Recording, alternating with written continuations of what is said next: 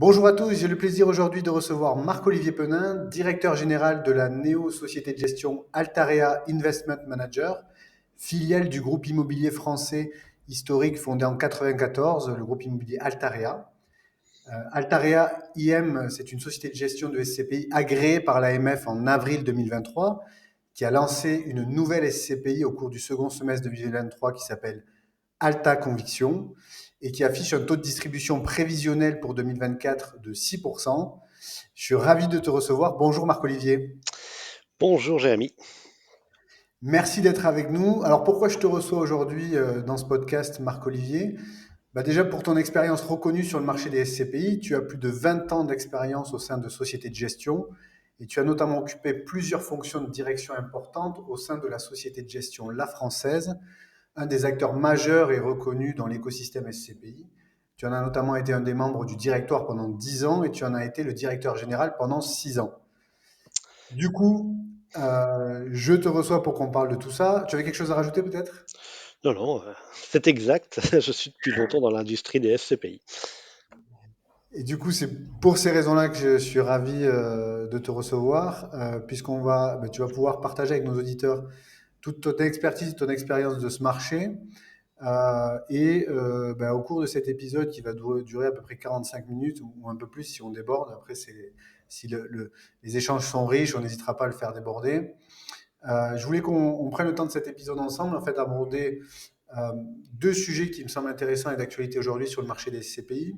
Le premier sujet, c'est l'intérêt ou non pour des investisseurs de plutôt s'orienter sur des CPI dites thématiques, des CPI voilà, qui sont spécialisés dans certains secteurs immobiliers, comme par exemple soit le résidentiel, soit le bureau, soit la santé, soit l'éducation, soit la logistique, par exemple, ou plutôt leur préférer des CPI dites diversifiées, comme c'est le cas pour Alta Conviction.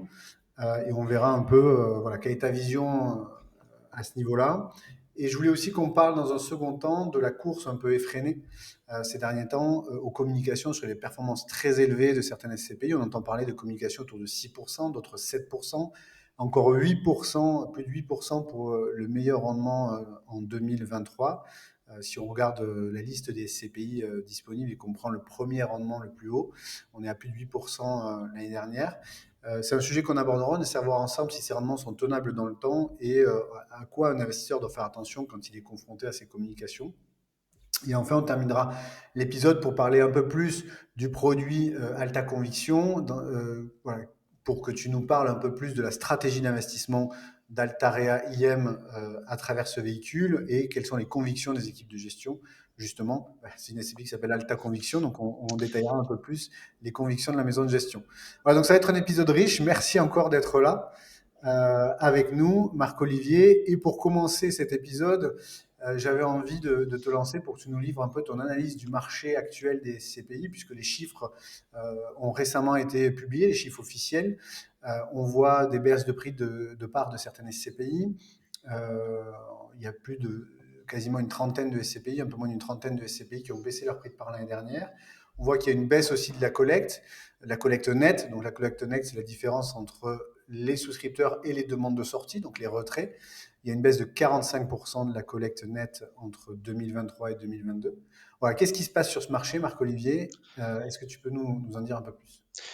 C'est vrai qu'on enregistre ce podcast en février 2024 et que le marché effectivement fait face à quelque chose qui était beaucoup décrit, qui est la remontée des taux, qui bouleverse un peu notamment les valorisations immobilières. Des crises, il y en a plusieurs formes. On a vécu il n'y a pas longtemps une crise sanitaire qui était assez spécifique et qu'on n'a pas vu venir. Il y a des crises économiques, c'est pas le cas au moment où on parle, et on a par contre une crise, un repositionnement sur les taux qui sont remontés très vite puisque on sort d'un cycle avec des taux très bas autour de 0, de 0,50 et qu'on est voilà, monté en 6 mois à plus de 3%. On dit classiquement que les produits immobiliers intellectuellement doivent servir à un rendement supplémentaire au rendement aux produits sans risque. Pour prendre un exemple, on avait des SCPI qui distribuaient 4,5%, avec des produits, des autres produits bancaires, d'épargne qui tournaient entre 0,50 et 1%. C'était bien placé et c'était toute l'attractivité des SCPI. À partir du moment où les taux sont remontés, on a vu apparaître sur le marché de l'épargne, hein, des produits d'épargne plus sécurisés, avec des rendements à 4%, hein. On est sur de l'obligataire ou même des produits structurés à 4-5%. Il est évident que l'investisseur dans des produits immobiliers, les SCPI par exemple, va attendre un rendement supérieur à ce qu'on lui propose, puisque intellectuellement, il y a un risque immobilier de vacances, d'obsolescence, qui doit être rémunéré par le placement. Et donc, toutes les SCPI existantes ont été soumises à cette pression sur les valeurs immobilières des actifs qui la composaient, de ce fait de remonter des taux. Schématiquement, sur les SCPI et les produits immobiliers en général, on peut considérer qu'il y a deux moteurs de performance. Il y a le moteur locatif, qui est en fait peu touché par la crise de remontée des taux. On a toujours les loyers, les locataires sont en place, et cetera. Donc les distributions des produits sont peu impactées dans ce qu'on vient de vivre les 6 derniers mois ou l'année dernière. À l'inverse, le deuxième moteur, qui est un moteur valorisation, peut être orienté à la hausse. C'est notamment ce qu'on a vécu pendant 10 ans avec la baisse des taux, euh, mais peut être aussi orienté à la baisse avec cette détente des taux qu'on a vécu. Voilà, donc on est dans ce marché avec ce mouvement sur les taux, ce qui n'est pas une crise de croissance ou de BIP qui diminue et qui met sous pression les locataires. C'est pas du tout ça qu'on vit, c'est cette détente des taux. Ok, donc là, on a une détente des taux qui vient impacter les valeurs immobilières, donc les valeurs immobilières qui sont en portefeuille à l'actif des SCPI. Ce qu'on observe aussi, c'est que quand on regarde les chiffres, c'est que la majorité des SCPI qui ont baissé leur prix de part, ce sont des SCPI qui sont plutôt majoritairement investis sur l'immobilier de bureau. Donc, est-ce qu'il y a une généralisation des baisses de valeur? Est-ce qu'il y a vraiment un sujet plutôt sur l'immobilier de bureau, sur des bureaux existants? Voilà, c'est quoi un peu la tendance? Parce que des SCPI, il y a plusieurs thématiques d'investissement sur lesquelles elles peuvent aller. Euh, voilà, Ouais. c'est quoi un peu la situation par rapport à ça? Je pense qu'il y a deux choses. Il y a un phénomène qui est global et qui est commun à toutes les classes d'actifs et qui est à orienter les valorisations des actifs à la baisse. Donc il y a pas, c'est pas que le bureau et le reste ne s'ouvre pas. Pour notre part, on a acheté des commerces à des prix euh, inférieurs, bien inférieurs même aux mêmes investissements si on les avait réalisés il y a 2 ans par exemple. Donc ça touche toutes les classes d'actifs. Néanmoins, il y a des classes d'actifs plus ou moins recherchées et au cas particulier du bureau, c'était un modèle qui avait déjà amorcé une transition post-crise du Covid, où tous les locataires importants en bureau, entreprises de conseil notamment, réfléchissaient à leur mode de consommation du bureau, le télétravail, comment ça s'organise, etc. Donc, euh, disons que c'était déjà à l'œuvre et que la baisse des taux et ce mouvement sur les valeurs est venu accentuer, et donc c'est d'autant plus perceptible sur la classe d'actifs bureau. Voilà. Et après, il faut faire la part des choses. Le bureau est sous pression, pas tous les bureaux, et on peut considérer sans doute, et on n'a pas la fin de l'équation encore, que il y a sans doute dans l'équation trop de mètres carrés de bureaux. Euh, il y a une concentration sur le bureau de qualité et central, ça on l'avait dit depuis 5 ou 6 ans déjà. C'est accentué par ce phénomène-là. Voilà. Et donc, comme les valeurs immobilières baissent, les expertises qui sont prises en compte par les SCPI au travers de la valeur de réalisation, hein, la valeur de réalisation, c'est la valeur du patrimoine et notamment des expertises immobilières, et ben cette valeur-là a tendance à baisser et les gérants euh, sont amenés, pour certains d'entre eux, à corriger les valeurs de part pour justement traduire ces baisses dans les valeurs de part. Et puis souvent, ce qu'on dit, c'est que c'est au moment où ça collecte moins, où les choses sont un peu plus compliquées, qu'on voit ceux qui ont réussi à avoir une stratégie euh, on va dire, peut-être plus juste à un moment donné. Est-ce que ton avis, ce serait de dire des SCPI qui baissent leur prix de part, c'est des SCPI qui ont été moins bien gérés pendant plusieurs années, ou est-ce que c'est juste un contexte de marché qui fait que elles sont... Ouais, est-ce qu'on peut avoir ce type de raisonnement qui consiste à dire celles qui baissent le prix de part, c'est des SCPI qui ont été moins bien gérées que d'autres. Est-ce que, voilà, c'est quoi ton avis par rapport à ça? Alors, je pense que le moment de marché, il s'applique à tout le monde. D'abord, ça c'est la première chose.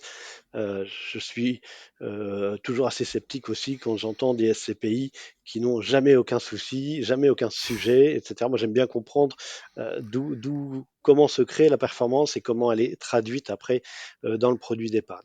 Donc, pour la valorisation, il y a une étude qui vient de sortir sur l'IEUIF qui dit que on peut analyser ça avec trois paramètres. Il y a bien sûr la politique d'investissement et la qualité de la politique d'investissement et de gestion immobilière réalisée par chaque maison de gestion qui compte. Ça, c'est une évidence et c'est ce à quoi on pense tous en premier. Il y a ensuite ce qu'on appelle la stratégie de gestion financière du véhicule par le gérant. Ce que je veux dire par là, c'est que est-ce qu'il a mis de côté du report à nouveau?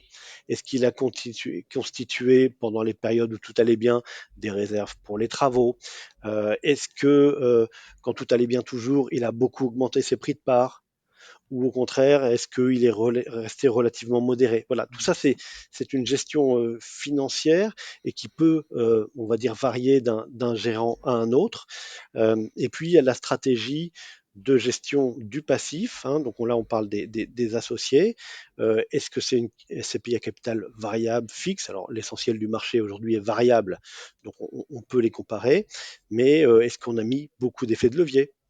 Ou pas beaucoup d'effets de levier. Donc voilà, tout ce qu'on a, toute l'accentuation souvent des boosters de performance qu'on peut mettre quand tout va bien, généralement, je dis bien généralement, il y a des exceptions, quand le marché s'inverse, il faut gérer aussi leur repli. Voilà, donc je dis pas qu'il y a il y a pas des gérants cigales et des gérants fourmis, mais ça ressemble un petit peu. Il y a la politique immobilière, la qualité de gestion bien sûr, et puis après il y a comment on a géré le produit d'épargne lui-même. Et c'est ça que doivent comprendre les investisseurs ou les distributeurs. Il y a eu un autre phénomène marquant sur le marché, et du coup, ça serait bien d'expliquer aux gens qui nous écoutent ce qui se passe, parce que alors, si personne n'a jamais entendu parler, ben, on vous fait découvrir un peu ça, mais je pense que les gens qui sont un peu plus avertis peut-être l'ont vu. C'est qu'on a vu une demande croissante des demandes de retrait. Et c'est vrai que j'ai l'impression que pendant un temps, on avait oublié que la SCPI, c'était un produit de base qui a été conçu pour être peu liquide, comme l'immobilier en général, et que bon nombre d'acteurs ont voulu à un moment donné en faire un produit liquide, ou en tout cas communiquer un peu moins fortement sur les problématiques de liquidité qu'il pouvait y avoir quand on voulait retirer. Donc là, on se rend compte que les demandes de retrait augmentent fortement. C'est d'ailleurs pour ça que si on s'intéresse à la collecte brute l'année dernière versus collecte nette, on se rend compte qu'il y a un écart quand même assez significatif, puisqu'il y a eu beaucoup de demandes de retrait. Il y a des gens qui ont voulu se désengager de l'immobilier, notamment des institutionnels, qui étaient investis dans des parts de SCPI, je pense notamment à des assureurs. Euh, Est-ce que il risque d'y avoir, selon toi, cette année, euh, des mauvaises annonces sur les problématiques de liquidité de certains SCPI? Est-ce que finalement les problèmes est-ce qu'on essaye de mettre en avant le fait qu'il y a des problèmes de liquidité alors que c'est plutôt bien régulé et géré par les sociétés de gestion aujourd'hui pour gérer la liquidité, parce que la société de gestion a un rôle euh, d'organisation de la liquidité de son produit. C'est d'ailleurs pour ça que l'AMF est le régulateur et donne un visa de commercialisation, c'est qu'elle s'assure que la société de gestion est capable d'organiser la liquidité du produit. Est-ce que pour toi, on va vers une crise de liquidité dans le secteur des SCPI ou pas? Beaucoup de choses dans ta question. Euh, ce qui est clair, c'est que il y a eu des signaux inquiétants envoyés au marché, des baisses de prix de part, l'immobilier sous pression globalement. Et, il y a eu des articles, et tout à fait normal. Ça génère effectivement un doute pour l'épargnant et il retient ses possibles investissements dans le produit. La principale liquidité, je le rappelle, d'une SCPI, c'est qu'on peut sortir quand quelqu'un rentre à sa place. C'est ça le principe même le premier vecteur de liquidité, c'est ça. Et donc, effectivement, dès qu'il y a nettement moins de collecte, eh bien, les gens qui veulent sortir se retrouvent sur une file d'attente, ce qu'on appelle les parts en attente, et la file s'allonge, s'allonge, s'allonge. Il y a bien sûr des mécanismes de gestion de la liquidité qui sont prévus par le régulateur dans le produit, des fonds de remboursement. Le fait de baisser un prix de part, ça rend aussi le produit plus compétitif pour les nouveaux épargnants. Donc on compte sur ces baisses de prix de part aussi pour être attractif et faire rentrer de nouveaux capitaux, permettre à ceux qui veulent absolument sortir de sortir. Voilà, donc il y a des mécanismes, mais la première source de liquidité d'une SCPI, c'est sa collecte. Donc ce refroidissement de la collecte parce que les gens se posent des questions sur les valeurs des SCPI, c'est ça qui cause les parts en attente. Euh, D'autant plus quand les produits avaient beaucoup collecté, ont des volumes importants, bien sûr. On parlera ensuite des nouveaux produits et ce qu'ils Mhm. apportent peut-être d'un peu différent par rapport à cette règle-là. Mais voilà, il est normal, et oui, je pense qu'en 2024, il y aura des parts en attente sur les SCPI, que les vendeurs, qu'ils soient, et notamment les vendeurs quand ils sont professionnels, on a parlé des compagnies d'assurance, etc., devront faire des efforts s'ils veulent vendre leur part en 2024. Après, on ressortira de cette situation quand le marché reprendra confiance. Ça veut dire quoi concrètement? Ça voudra dire que quand on sentira que les taux se stabilisent, par exemple, les taux sans risque, si on revient sur des taux à 3% par exemple, et que voilà, l'ensemble des acteurs pensent que c'est un niveau qui est relativement stable et qui se projette dans le temps avec ces nouveaux taux, on peut faire ces calculs et dire, bon, bah, si les taux sont à 3, moi je trouve qu'une SCPI qui distribue du 5, et qui a donc une prime de risque de 200 points de base, comme on dit techniquement, ça fait sens, et on revient à l'acquisition, et c'est même plutôt le bon moment pour racheter des parts, parce que certaines valeurs auront corrigé, ou parce que les produits proposeront des choses attractives.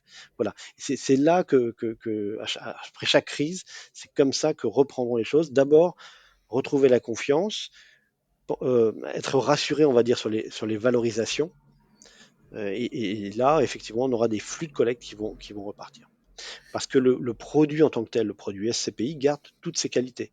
Il n'y a pas beaucoup de produits d'épargne qui proposent des distributions euh, trimestrielles en majeure partie, voire mensuelles, de bons niveaux, qu'on puisse démembrer pour faire des montages patrimoniaux, etc. Donc la SCPI, elle se démocratise, elle s'est beaucoup démocratisée ces derniers temps. On a ce mouvement sur les taux qui brouille un peu les cartes et qui brouille la confiance des investisseurs. Moi, mon schéma, c'est que, alors peut-être pas dès mi-2024, mais plutôt 2025, tout se réactivera quand les différents acteurs auront davantage de vision sur l'économie. Oui, d'autant plus qu'on parle d'une baisse de la collecte de 45%, mais en réalité, il ne faut pas oublier que le niveau de collecte qu'il y a eu en 2023, au final, s'apparente peu ou prou au même niveau de collecte qu'il y a eu en 2020 et 2018, par exemple. Donc, Mhm. on parle plus d'un retour à la normale du marché en termes de collecte plutôt qu'une chute en avant des SCPI. Euh, Complètement. je reviens à ce que tu disais tout à l'heure. Tu parlais voilà, de nouvelles SCPI versus anciennes. On a parlé de SCPI qui ont des prix de part qui baissent et d'autres qui se stabilisent, voire certaines qui augmentent. D'ailleurs, si on devait donner des chiffres précis, hein, il y a 55% des CPI qui n'ont pas du tout bougé leur prix de part. Il y a 16% des CPI qui ont augmenté leur prix de part et seulement 30% des CPI qui l'ont baissé. Donc quand on a dit tout ça, il y a une très très grande majorité des CPI qui n'ont pas bougé, voire augmenté leur prix de part, et une minorité des CPI qui l'ont baissé. Mais quand même, ça révèle quelque chose, c'est qu'on est sur un marché qui a plusieurs vitesses. Euh, notamment, un sujet que je t'avais dit que j'aimerais bien aborder avec toi, c'est la partie, ben, est-ce qu'il vaut mieux investir dans une SCPI thématique? Euh, Par exemple, une thématique dont on entend parler, c'est la santé. Une autre thématique, c'est la logistique et le coût d'activité. Euh, alors, a priori, à juste titre, parce que quand on regarde les résultats des SCPI, le taux moyen de distribution des SCPI en 2023, c'est 4,52%, donc ça c'est la moyenne. Et quand on regarde catégorie de SCPI par catégorie, donc les SCPI logistiques locaux d'activité sont à 5,90 et les SCPI diversifiés à 5,50. Donc le top 1, c'est la catégorie logistique. Et ensuite, on a les SCPI diversifiés à 5,50.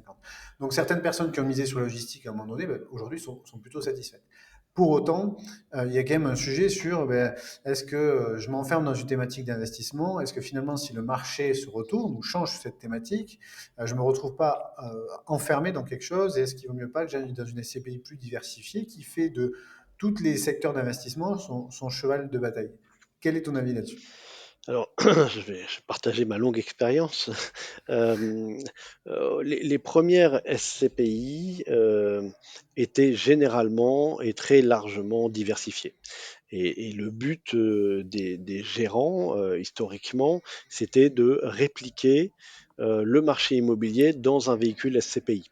Le marché immobilier, schématiquement, c'était 2 tiers à 70% bureaux, un gros 20% pour le commerce et les autres classes d'actifs, c'était le reste. Et souvent, les SCPI étaient, on va dire, diversifiés aux multiclasses d'actifs avec une prédominance quand même bureau parce que c'est le marché le plus profond en France et c'est généralement le cas aussi dans les autres pays d'Europe. Et il y avait principalement une offre de SCPI diversifiée. Là, je parle d'avant les années 2000, enfin les années 2000 jusqu'à 2008, c'était quand même très largement ça. Euh, il y a eu ensuite, dans les années voilà, 2010-2020, l'apparition progressive de véhicules spécialisés, thématiques, sur les thématiques que tu citais, santé, locaux d'activité, logistique, etc. La logique qui était sous-tendue par ça, c'était d'être capable, y compris pour les conseillers en gestion de patrimoine, de faire une sorte d'allocation stratégique. C'est-à-dire que ceux qui investissaient précédemment dans les fonds thématiques pour faire une allocation et mettre leurs convictions quelque part, de doser leurs convictions sur les différents secteurs, c'était les institutionnels. Et le mouvement sur la création des SCPI thématiques, ça a permis, et c'est intéressant, à tous les conseillers en gestion de voilà, proposer à leurs clients une thématique, une ou plusieurs SCPI diversifiées dans le corps de l'allocation, on va dire par exemple pour 70%, et d'emmener sur 3 thématiques partagées avec le client investisseur pour 10% chaque, un peu sur la santé, un peu sur la logistique, pourquoi pas le commerce aussi, etc. Et donc voilà, c'est le mouvement auquel on a assisté, c'est-à-dire historiquement beaucoup de SCPI diversifiés, et puis, certaines sociétés de gestion, avec des expertises particulières, ont proposé des produits purs. Lesquels on préfère pas. Moi, je pense qu'en SCPI, le bon conseil, c'est toujours de diversifier.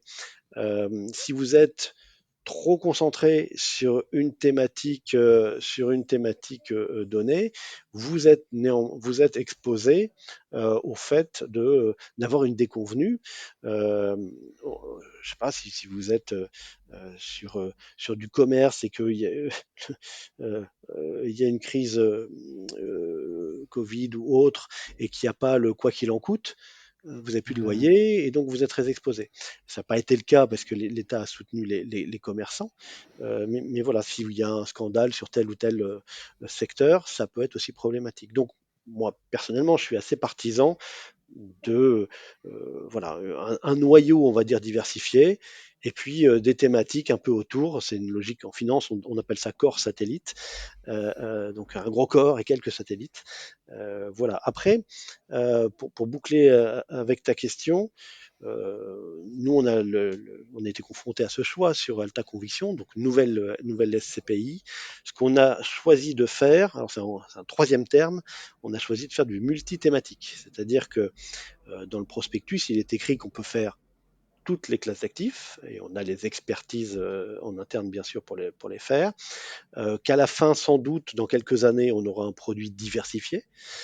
C'est aussi le premier produit de notre gamme, et ça boucle avec ce que je disais juste avant. Par contre, multithématique, parce qu'on ne va pas faire toutes les thématiques en même temps. Là, on est en train de commencer avec un fort accent sur le commerce, qui nous semble correctement valorisé, très rentable en matière de rendement. On se sent d'amener nos porteurs de parts sur cette thématique-là.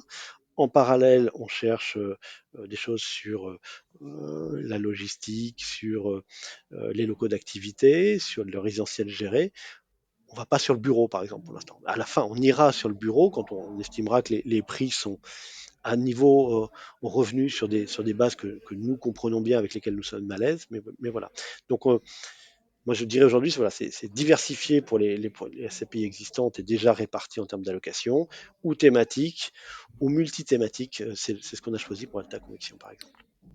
Est-ce que finalement on n'en revient pas aux fondamentaux habituels qui est toujours de dire euh, quand finalement je souscris une SCPI, avant toute chose il faut que je m'intéresse aux gens qui vont piloter mon épargne, donc qui est la société de gestion, qui sont les acteurs derrière, parce qu'au final c'est ça qui crée la performance, quel que soit finalement le secteur d'activité dans lequel je vais investir, puisque euh, euh, si j'ai beau investir sur une plaquette qui m'intéresse, qui me teste, je vais investir sur la santé parce que ça m'intéresse. Avant toute chose, il vaut mieux s'intéresser à qui je confie mon argent et ensuite le secteur immobilier. Évidemment que si on est convaincu que l'équipe de gestion et les équipes autour ont des compétences, ont le sourcing sur ces thématiques qui m'intéressent, ça vaut le coup de faire attention, enfin de souscrire les parts. Moi, je pense que pour aller dans ton sens, je pense que la période actuelle troublée qu'on vit sur la classe d'actifs, elle doit effectivement déboucher sur, on va dire, davantage d'analyse de la part des investisseurs et de leurs conseils. Je dirais il y a trois choses. Il y a effectivement qui gère la SCPI. Est-ce qu'on est adossé comme Altaria à un groupe très immobilier et que donc évidemment on a des appuis, que ce soit techniques ou géographiques, avec des équipes importante, c'est un plus. Est-ce que l'équipe de gestion de la société a de l'expérience? C'est quand même intéressant d'avoir connu des moments de collecte importantes. Et pour les gens qui ont le plus de cheveux blancs, quelques crises aussi. Il y a quand même deux, trois réflexes à avoir. Donc ça, c'est la première partie à auditer. Il y a bien sûr les aspects financiers, de performance, mais il y a aussi, comme je le disais précédemment, de ne pas oublier de regarder s'il y a des réserves ou non, s'il y a enfin, du report à nouveau et aussi des réserves pour les travaux, où se situe la valorisation, est-ce qu'elle a suivi la hausse, est-ce qu'elle est vous savez qu'on fixe le prix de part dans un tunnel réglementaire. Est-ce qu'on est avec un prix de part très haut dans le tunnel ou plutôt bas et donc plutôt prudent? Tout ça, il faut regarder. Et puis, il faut regarder l'immobilier. Moi, je suis frappé. Je mets de côté la performance parce que je sais qu'on en parle juste après. Je Mais suis justement, j'allais frappé, y venir, voilà. mais vas-y, Mais vas-y. juste avant, je suis frappé d'à quel point peu de personnes regardent les portefeuilles immobiliers des différentes SCPI. Voilà, moi j'ai Oui, fait de la je suis d'accord. multigestion. Je suis d'accord avec toi parce que tu parlais justement des performances et ce que j'allais te dire, c'est qu'en fait, quand on s'intéresse à une SCPI, le premier réflexe que l'on a en tant qu'investisseur, c'est de dire, ah, mais du coup, ça rapporte combien? Et C'est donc, ça. finalement, depuis plusieurs années, il y a une course effrénée à comment je fais pour être dans le top 10 ou le top 5 des plus forts rendements. Et donc, on entend des communications de plus en plus qu'on entendait très peu avant. Mm. Moi, ça fait 10 ans que je fais ce métier. Chez Willim, on accompagne des clients en visio, sous forme de rendez-vous à distance partout en France. On les aide à choisir les meilleurs SCPI. Euh, du coup, c'est des discours qu'on entendait très peu avant, c'est-à-dire on parle beaucoup de prévisionnel maintenant. Voilà. C'est ça. Aujourd'hui, il y a le prévisionnel 2024 parce qu'on veut annoncer un peu les prévisions de distribution pour dire ben voilà nous ce qu'on va être capable de faire cette année. Et on entend du 6%, du 7%, pour certaines entre 7 et 7,5. Et quand on regarde pour les résultats 2023, c'est ce que je disais en introduction de cet épisode, c'est qu'il y en a même une qui a fait plus de 8%. Euh, C'est quoi cette course effrénée au rendement? C'est tenable dans le temps?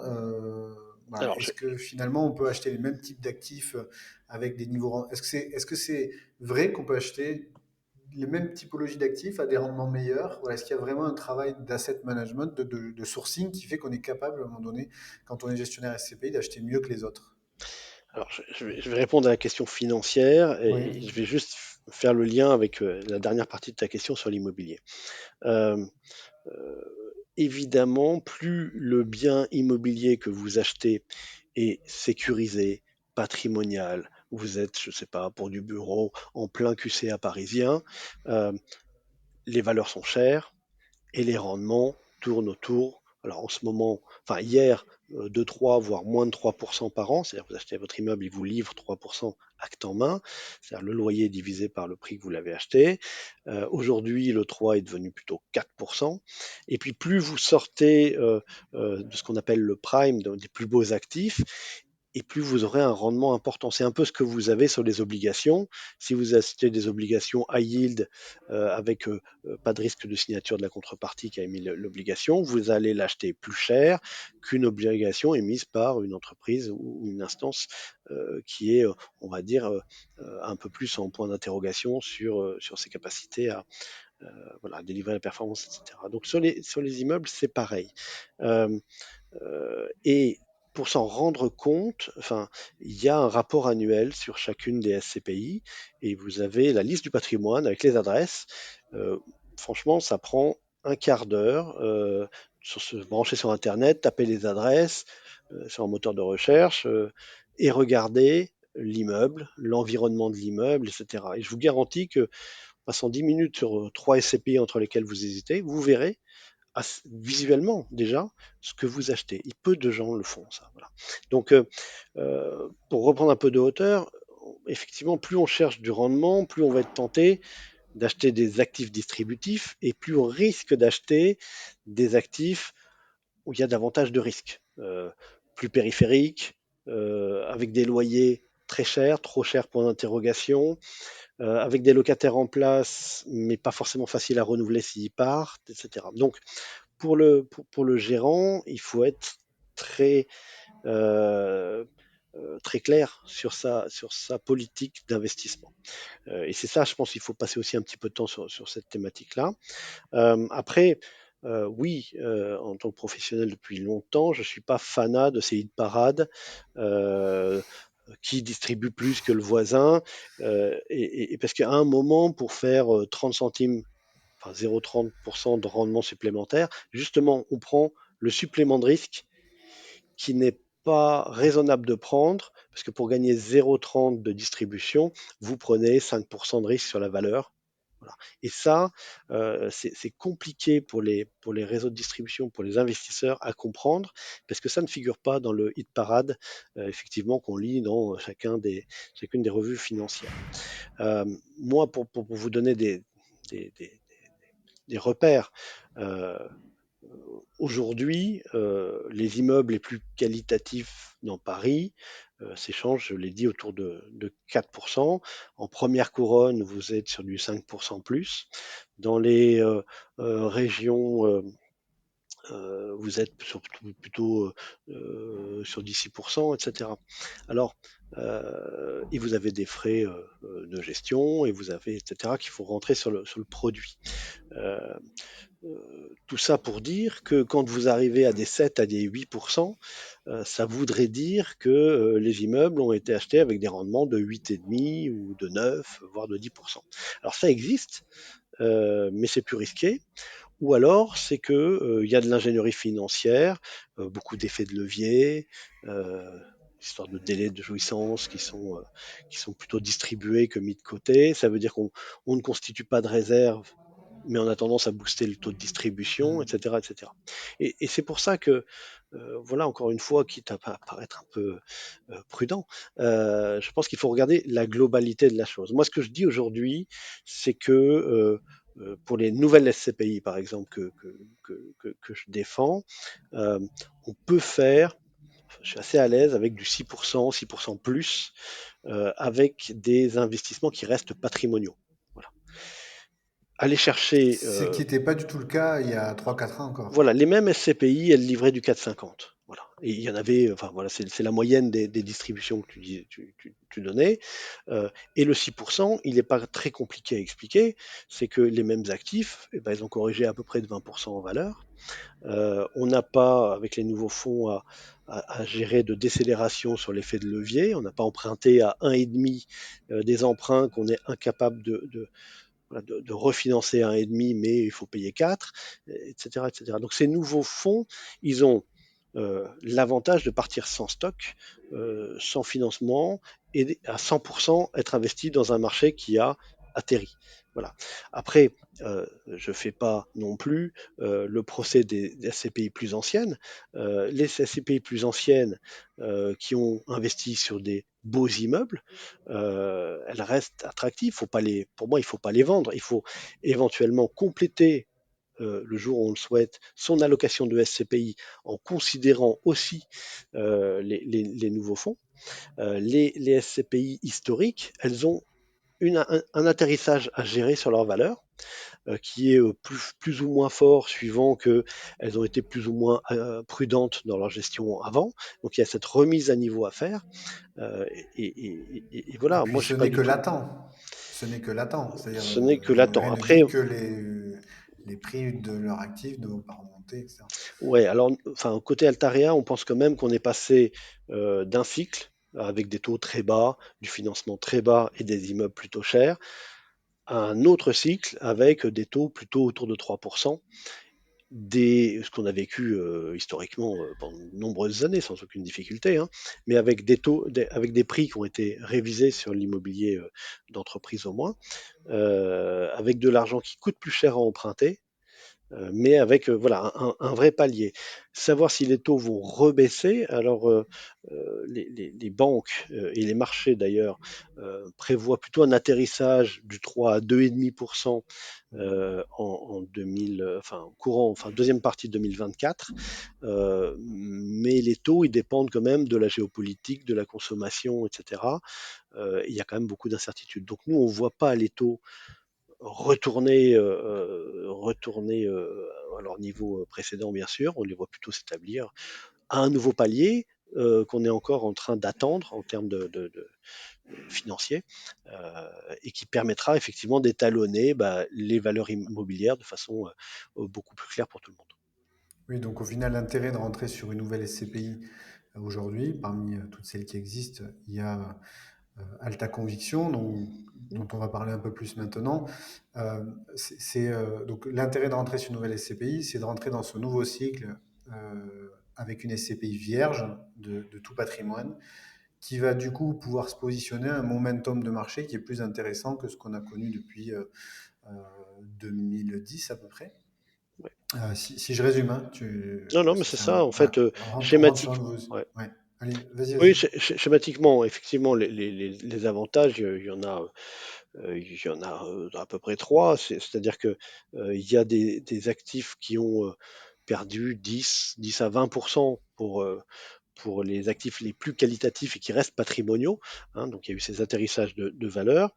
Il y a l'absence de stock, c'est-à-dire que on n'est pas, enfin, toutes les SCPI qui achètent des nouveaux actifs achètent des actifs à meilleur prix, mais les anciennes ont un stock et sont en train de revoir les valeurs, etc. Une nouvelle SCPI n'a pas de stock et il n'y a pas non plus de problématique de financement issu du passé, compliqué à renouveler, avec un dégonflement de l'effet de levier. Donc ça, c'est des avantages. Les inconvénients, parce qu'il faut toujours présenter les choses comme elles sont, moins diversifié, bien sûr. Au début, il y a un actif, puis deux, puis trois, puis 10, puis 20, etc. Donc, on entre dans une nouvelle histoire, ce qui me fait dire que sur ces nouvelles CPI, il faut effectivement que les maisons de gestion qui les lancent soient suffisamment bien équipées en termes d'équipe, en termes d'adossement immobilier, en termes de connaissances sur les secteurs sur lesquels elles agissent. Euh, et puis, voilà, donc on est sur des nouveaux fonds et des gérants de qualité. C'est ce qu'il faut absolument pour moi chercher en ce moment. Ok, très bien. Pour ce qui est de la SCPI, du coup, Alta Conviction, est-ce que tu peux nous en dire un peu plus sur... donc aujourd'hui, vous avez acheté un actif. Combien on doit investir si on veut souscrire à la SCPI? C'est quoi les projections? Voilà, dis-nous un peu la situation, combien vous avez d'équipes à travailler sur le produit. Voilà. Très bien. Bah, écoutez, sur le cas particulier d'Alta Conviction, euh, les faits saillants sont qu'on a effectivement commencé nos investissements.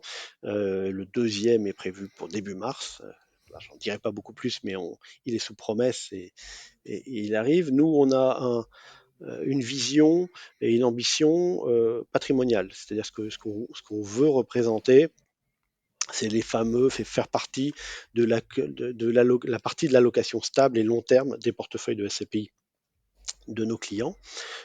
Pour ce faire, on a effectivement choisi une stratégie d'investissement multithématique. On va sur les classes d'actifs qu'on juge bien valorisées et porteuses pour l'avenir. On est effectivement sur des investissements qu'on peut réaliser aujourd'hui entre 6 et 7 ce qui nous permet de distribuer 6 sur la SCPI.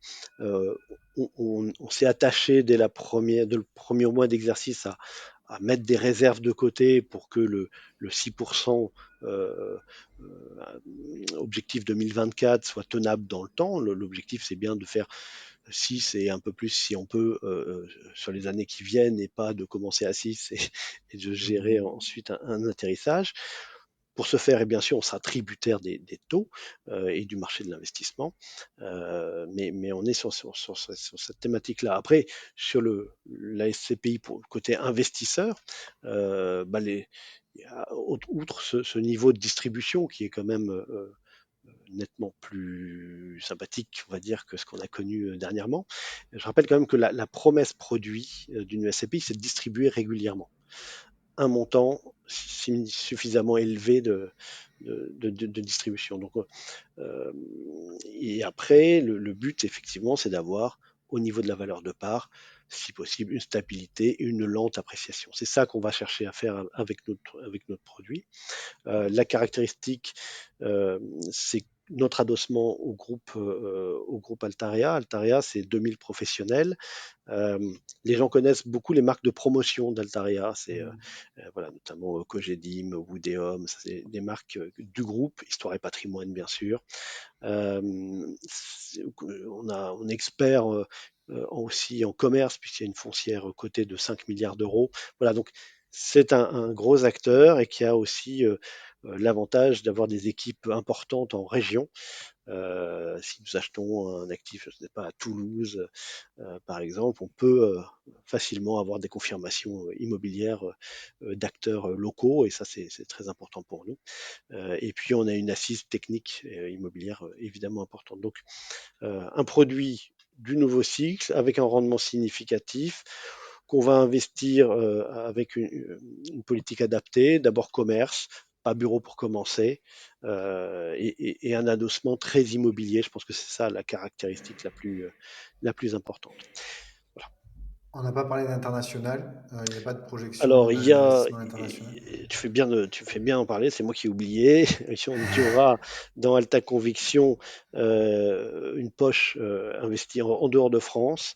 On regarde trois pays, deux parce que le groupe Altarea est présent également, Italie, Espagne, sans doute aussi en commerce pour commencer.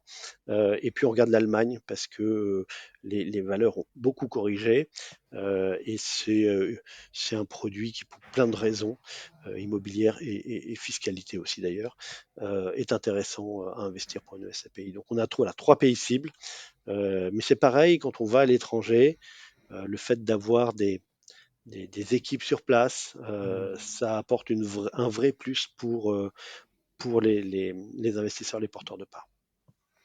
Ok, si je veux souscrire, je peux souscrire à partir de quel montant en tant qu'investisseur? Alors, on a voulu un produit très ouvert qui sera alors entièrement intermédié par des réseaux de distribution et des conseillers de gestion de patrimoine, bien sûr. La première souscription, c'est une part à 300 euros. C'était difficile de faire moins. 3 mois de délai de jouissance seulement. Voilà, on a fait aussi un effort pour que dès les 12 premiers mois, quelque part, le nouveau souscripteur touche 4,5% sur les 6, puis après il passe à 6% par an. Voilà, donc on a fait tout pour ouvrir le plus le produit possible, bien sûr disponible en versement programmé, bien sûr disponible en démembrement. Voilà, donc tout ce qui est moderne, la Et possibilité de souscrire en ligne pour les CGP, tout ça existe. pour ceux qui aiment parler d'immobilier concrètement, donc le premier actif de commerce que vous avez acheté, donc c'est un actif qui est en plein centre de Paris.